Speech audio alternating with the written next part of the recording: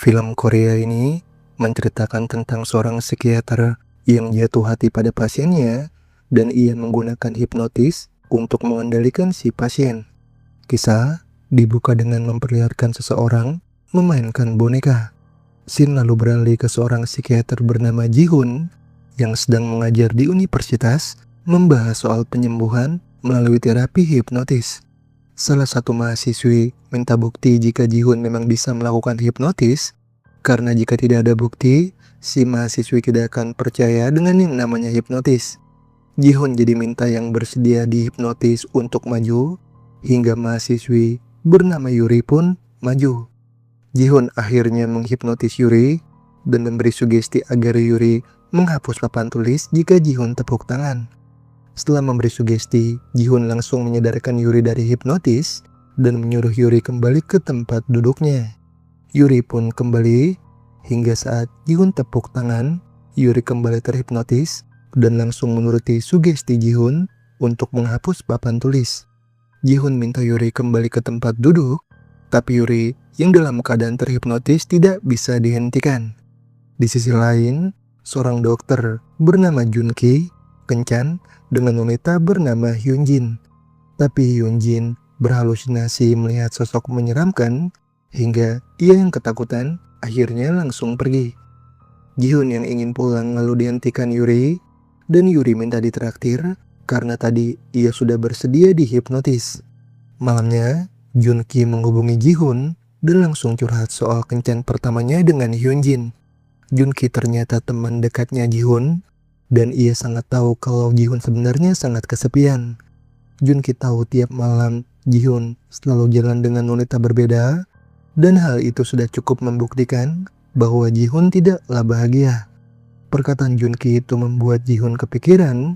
Bahkan hari berikutnya saat sarapan, Ji-hoon tiba-tiba meneteskan air mata.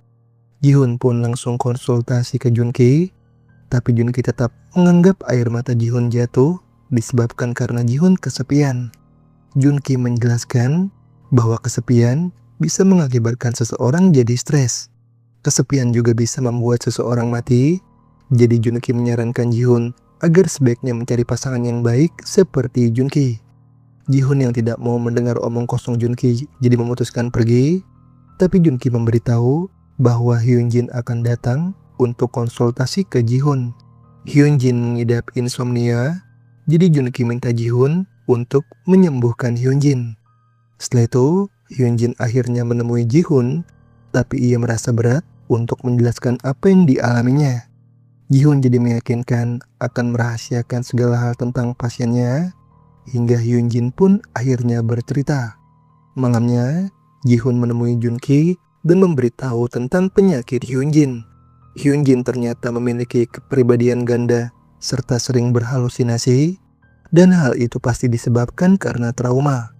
Ji-hoon menyarankan agar Jun-ki sebaiknya menjauhi Hyun-jin karena wanita yang punya masalah kejiwaan terlalu bahaya untuk didekati. Agar Jun-ki tidak terluka, Ji-hoon yang sebagai teman menyarankan Jun-ki agar meninggalkan Hyun-jin, tapi Jun-ki akan tetap menemani Hyun-jin sampai sembuh.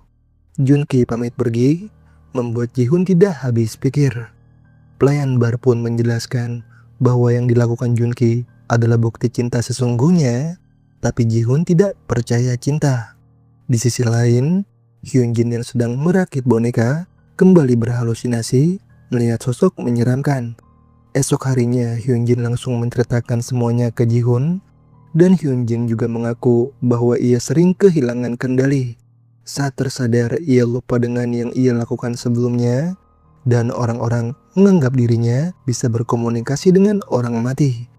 Ji-hoon menjelaskan bahwa hal tersebut tidaklah benar, dan ia meyakinkan Hyun-jin akan sembuh melalui terapi. Ji-hoon akan berbicara dengan kepribadian lain yang ada di dalam diri Hyun-jin, hingga setelah itu Ji-hoon langsung menghipnotis Hyun-jin. Ji-hoon memberi sugesti agar Hyun-jin melupakan identitasnya sendiri, hingga kepribadian lain dalam diri Hyun-jin akhirnya muncul. Ji-hoon jadi langsung bertanya siapa sebenarnya si kepribadian lain, tapi si kepribadian lain malah menunjukkan kemolekan tubuh Hyun-jin dan menggoda Ji-hoon. Si kepribadian lain tahu Ji-hoon sebenarnya menginginkan tubuhnya Hyunjin, hingga Ji-hoon yang tidak ingin terpancing jadi langsung menyadarkan Hyunjin. Hyunjin langsung minta maaf karena tidak bisa mengingat apapun, dan Ji-hoon juga tidak menceritakan tentang apa yang terjadi. Ji-hoon mewajarkan jika Hyunjin tidak mengingat apapun karena diri Hyunjin memang sedang dikuasai oleh kepribadian yang lain. Ji-hoon akan terus berkomunikasi dengan kepribadian lain yang ada di tubuh Hyunjin. Jadi mungkin terapi untuk menyembuhkan Hyunjin akan memakan waktu yang lama. Di pertemuan selanjutnya, Ji-hoon akan melakukan terapi di tempat terbuka hingga Hyunjin setuju. Malamnya, Junki bertemu Hyunjin dan ia meyakinkan Hyunjin pasti akan sembuh di tangan Ji-hoon. Hyunjin pun meneteskan air mata karena ia yakin Junki akan terluka jika terus bersamanya. Tapi Junki yang tidak peduli dengan itu langsung memeluk Hyunjin. Setelah waktu berlalu, Hyunjin melakukan sesi hipnotis di area terbuka. Ji-hoon pun menyuruh Hyunjin masuk ke dalam kenangan pahitnya, hingga Hyunjin langsung melihat mantan kekasihnya yang tewas bersimbah darah. Hyunjin mengaku sangat mencintai mantan kekasihnya, namun si mantan malah meninggalkannya. Ji-hoon jadi minta Hyunjin masuk ke dalam kenangan manis saat bersama mantan kekasihnya, hingga Hyunjin menyebut hari terbaik bersama si mantan, yaitu ketika si mantan memasakkan makanan Itali untuknya.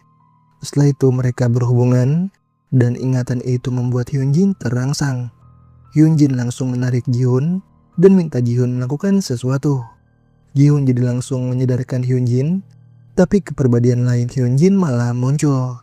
Kepribadian lain langsung menjelaskan bahwa si mantan telah menduakan Hyunjin, dan Hyunjin terus menangis seperti orang bodoh. Si kepribadian lain tidak terima melihat Hyunjin terluka, jadi akhirnya ia langsung melakukan sesuatu kepada si mantan. Setelah waktu berlalu, Hyunjin kembali konsultasi ke Ji-hoon. Ji-hoon pun menanyakan keadaan Hyunjin, tapi Hyunjin langsung ingin tahu siapa yang melukai mantan kekasihnya. Apakah ia atau kepribadian lain dalam dirinya? Tapi Ji-hoon tidak ingin membahasnya. Ji-hoon meyakinkan bahwa Hyunjin tidak melakukan apa-apa, jadi ia minta Hyunjin tidak larut dalam rasa bersalah. Malamnya, Ji-hoon yang ingin tidur tiba-tiba mulai membayangkan tubuh Hyunjin. Hari berikutnya, Junki terlihat ceria karena ternyata ia berencana melamar Hyunjin.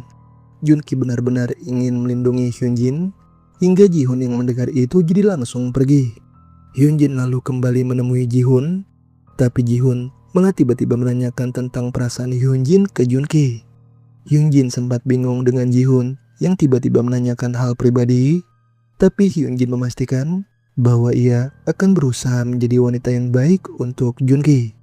Ji-hoon yang mendengar itu mengaku lega, hingga setelah itu ia kembali melakukan sesi hipnotis ke Hyunjin. Ji-hoon langsung membangkitkan kepribadian lain dalam diri Hyunjin dan mencoba mengulik informasi. Tapi si kepribadian lain memberitahu bahwa Hyunjin sebenarnya sangat menginginkan Ji-hoon. Si kepribadian lain pun kembali menggoda Ji-hoon dengan tubuh Hyunjin, hingga Ji-hoon yang mulai tergoda akhirnya meraba tubuh Hyunjin. Setelah sesi hipnotis selesai, Junki langsung membawa Hyunjin, dan Ji-hoon yang melihat itu mulai galau dan akhirnya minum sendirian. Pelayan bar jadi siap menghibur Ji-hoon, tapi Ji-hoon tidak ingin ditemani wanita murahan. Setelah waktu berlalu, Hyunjin kembali melakukan sesi terapi, dan kali ini Ji-hoon lebih bersemangat.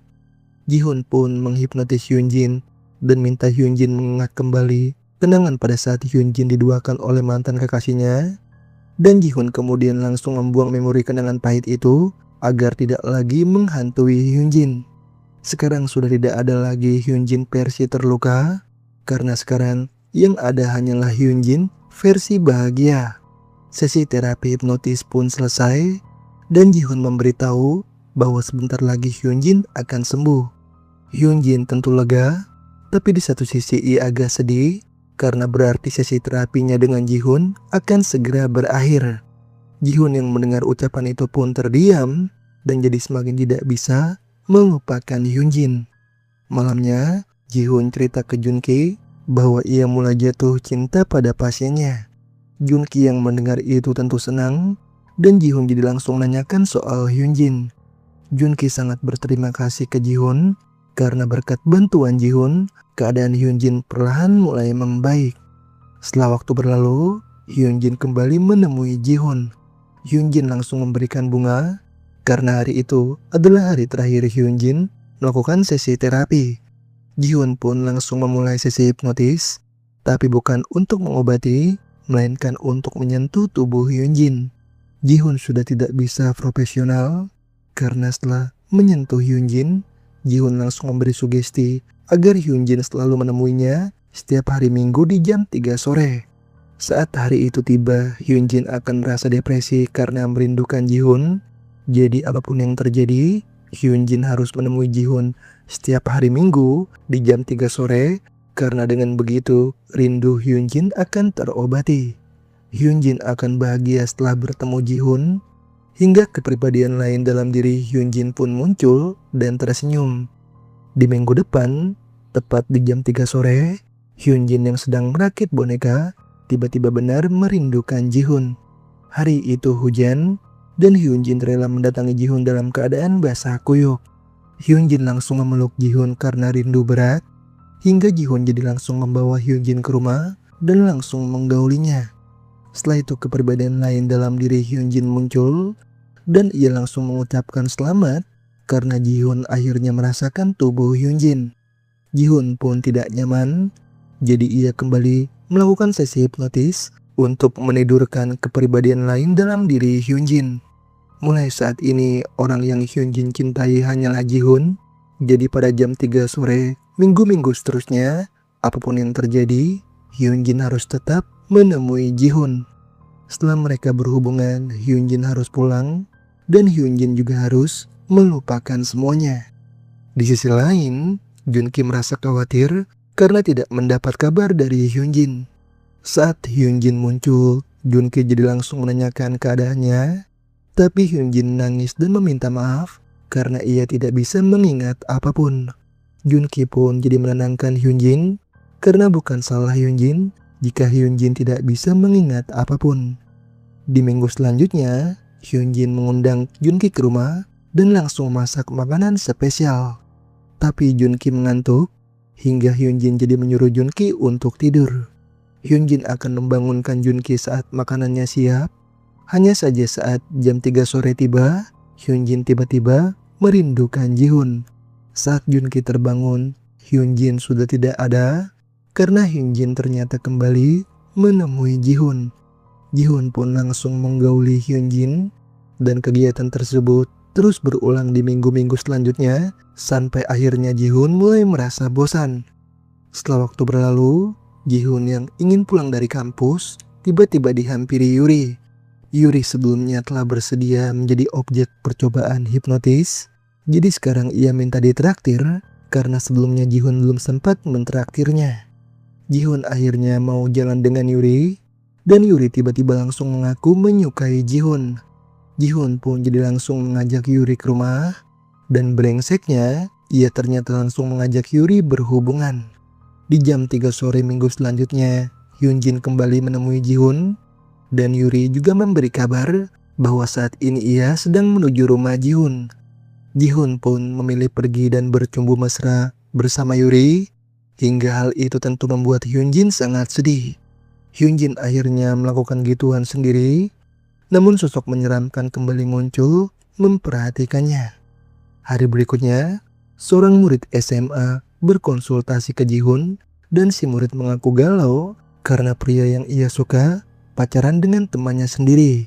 Si murid mengaku sangat stres karena terus memikirkan si pria, tapi Ji-hoon tidak peduli karena ia tidak bertugas mengurus masalah percintaan.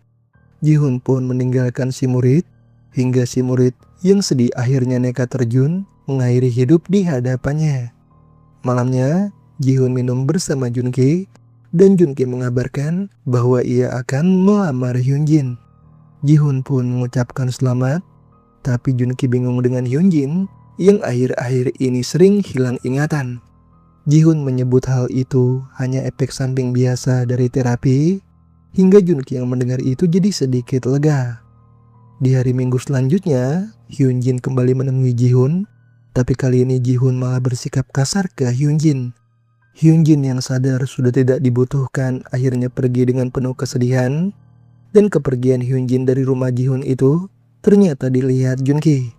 Hyunjin berjalan sendiri layaknya orang yang kehilangan arah, dan sosok menyeramkan kembali hadir di belakangnya. Hyunjin pun kembali ke rumah, hingga Junki langsung mencuci kaki Hyunjin tanpa mengatakan apa-apa. Setelah itu Junki menemui Ji-hoon dan langsung minta penjelasan mengapa Ji-hoon tega memanfaatkan wanita menyedihkan seperti Hyunjin. Tapi Ji-hoon tak menjelaskan dan hanya bisa minta maaf. Hingga Junki yang mendengar itu jadi menganggap Ji-hoon sama menyedihkannya seperti Hyunjin. Perkataan Junki itu membuat Ji-hoon kepikiran, apalagi di hari berikutnya Junki sudah tidak ingin bertegur sapa lagi dengan Ji-hoon. Di hari Minggu, Ji-hoon akhirnya menghipnotis Hyunjin dan minta Hyunjin untuk melupakan semua tentang dirinya. Ji-hoon ingin Hyunjin melupakan semua yang terjadi di antara mereka, dan hal itu akan membuat Hyunjin bahagia. Setelah Hyunjin pergi, Ji-hoon mulai merasa kesepian, dan hal itu membuat Ji-hoon jadi berhalusinasi, membayangkan sosok murid SMA yang sebelumnya mengakhiri hidup di hadapannya. Yuri kemudian datang, dan Ji-hoon tiba-tiba pingsan. Saat tersadar, Yuri langsung menanyakan keadaan Ji-hoon, tapi Ji-hoon langsung mengajak Yuri untuk menikah. Ji-hoon ingin serius dengan Yuri. Hingga setelah waktu berlalu, Ji-hoon akhirnya mengajak Yuri mencoba gaun pengantin. Setelah itu Ji-hoon ingin memberitahu Junki soal hubungannya dengan Yuri, tapi Junki masih mengabaikannya. Di sisi lain, Hyunjin kini memainkan boneka dengan kondisi perasaan yang benar-benar rapuh. Sosok menyeramkan lalu hadir meraba Hyunjin, tapi bukannya takut, Hyunjin ternyata malah menikmatinya. Ji-hoon lalu menikmati hubungan dengan Yuri, tapi tak lama dari itu, Ji-hoon berubah ketakutan karena membayangkan sosok Hyunjin. Yuri jelas mempertanyakan apa yang sebenarnya terjadi dengan Ji-hoon, tapi Ji-hoon mengaku hanya kelelahan. Setelah waktu berlalu, Ji-hoon terus menghabiskan waktu bersama Yuri. Junki juga kini menemui Hyunjin dan langsung menunjukkan cincin untuk membuktikan keseriusannya. Tapi cincin tersebut ternyata malah membuat Hyunjin teringat akan mantan kekasihnya yang sudah tewas. Hyunjin tiba-tiba jadi ingin pergi, membuat Junki jelas berusaha menghentikan.